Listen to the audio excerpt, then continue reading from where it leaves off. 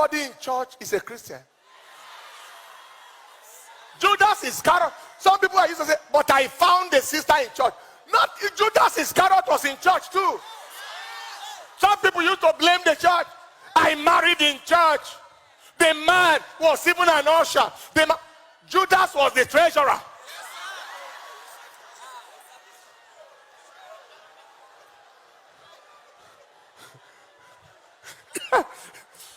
I married in church. Why should I? And I married in church. No. You cannot blame God for your insensitivity. You cannot blame God for your lack of perception. You can't blame God for lack of discernment. Not everybody in the barrack is a soldier. Some are relations of soldiers. Some went to sell things there. Some went to look for a job.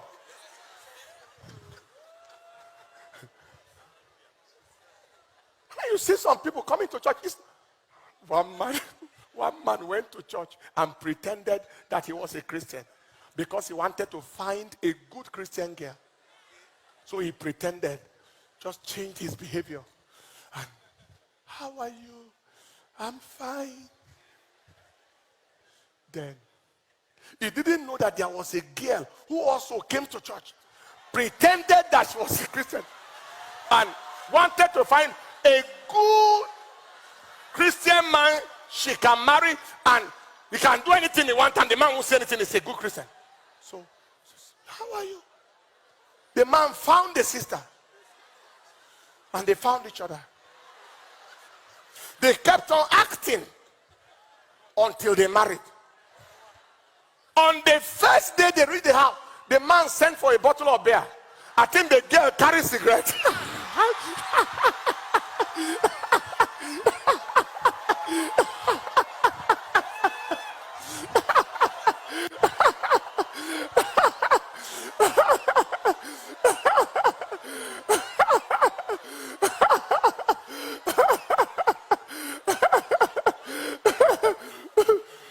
The man said, you are like that?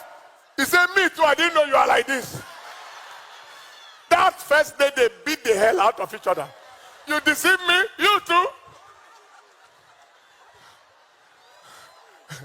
That was very wonderful. I like that. You came to deceive people to marry a deceiver. Another person deceived you and married you. Deceiver versus deceivee.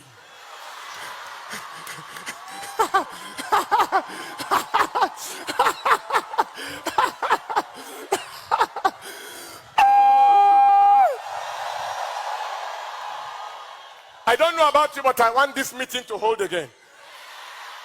We can't say everything in one day. So that is why you need the help of God. So that you can know who is real. You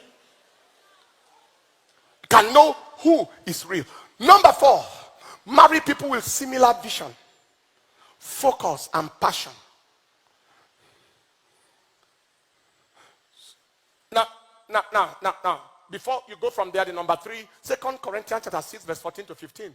He said, be not unequally yoked together with unbelievers. Be not unequally yoked.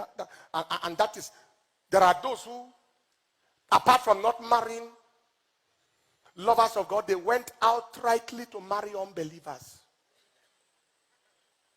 Please don't ever assume that somebody who doesn't know God before he marries you can change them. You are not Holy Ghost. So you don't have the power to change anybody. I have seen people who tried that, they paid for it.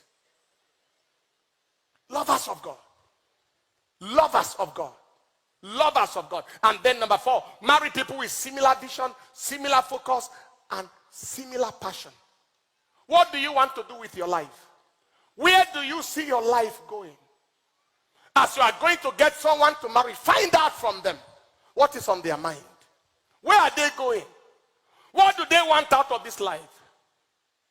Different vision is the reason for division. Different vision. The DI there, if you put it in front of vision, it becomes division.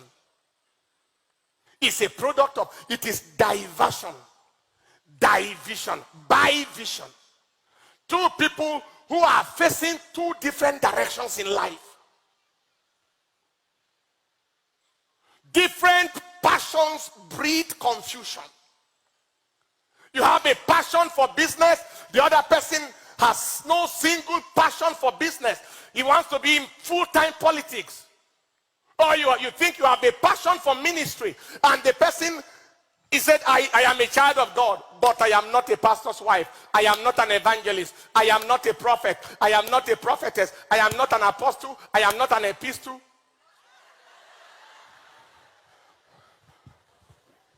Sorry. It was a Bible school student. They asked him to write on the apostles. And he wrote one line. Write on the epistles. He said the epistles are the wives of the apostles. Just forget about it. You know how much it's paid. So, married people. The reason why my wife and I, God has helped us in a little way to be the way we are, is because the passion is literally one. Before I met her, she had a passion before we ever met. A passion for mission, a passion to serve God, if possible in the missionary field. And those kinds of passions and visions. Marry somebody who understands your language when you speak.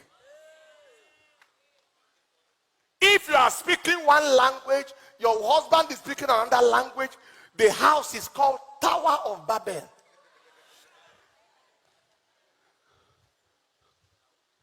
Tower of Babel. That was what made Babel. Language, passion, vision. I know of a woman who said, I married a pharmacist, not a pastor, because the husband was a pharmacist that turned into a pastor. Another one said, I married a doctor, not a pastor. These two examples I gave led into marital breakage. The other one, the pastor's wife will sit in the congregation instead of the altar with the husband. He said, I didn't marry pastor, I marry pharmacist. I am not a pastor's wife. Ele.